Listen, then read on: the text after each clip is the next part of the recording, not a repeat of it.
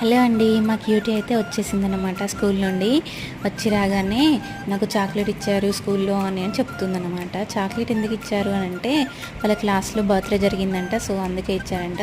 అక్కడే తినకుండా వాళ్ళ తమ్ముడి కోసం అని తీసుకొచ్చింది. కానీ వాళ్ళ తమ్ముడు అయితే పడుకున్నాడు, సో అందుకే తినమని చెప్పాను తనని.